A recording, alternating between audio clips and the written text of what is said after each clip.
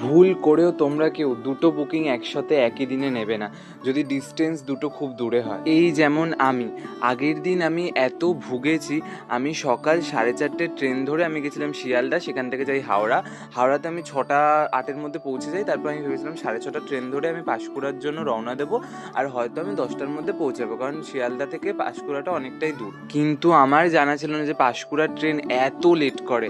আমার যেই টাইমে পৌঁছানোর কথা তার 1 ঘন্টা পরে গিয়ে আমি পৌঁছাই। এমনি আমার শিডিউল পিছিয়ে যায়। তারপর দেখো, যাতায়াতের পথে রাস্তাটা খুব সুন্দর ছিল, যেতে তো দেখতে দেখতে খুব ভালো লাগছিলো। আমি তারপর স্টেশনে নেমে কিছুক্ষণ ওয়েট করি, ক্লায়েন্টের বাবা আমাকে পিক আপ করতে আসে। যাওয়ার সঙ্গে সঙ্গে আমাকে শরবত দেয়, মুড়ি মিষ্টি দেয়, খেয়ে দিয়ে আমি বসে পড়ি কাজটা আমি ঝটপট শুরু করি। আর দেখো, কাজের ফাঁকে একটু বসে ভিডিও নিয়েছিলাম নিজের। দেখো, উপরের দিকে হাতটা যখন কমপ্লিট হয় তখনকার কেমন লাগলো জানিও তোমরা। যাই হোক, তখনও ভাবছিলাম যে ঠিক আছে, কাজটা মোটামুটি কমপ্লিট হয়েছে, পিছন দিকটা করলেই হয়তো হয়ে যাবে, তাড়াতাড়ি বাড়ি চলে যাবো।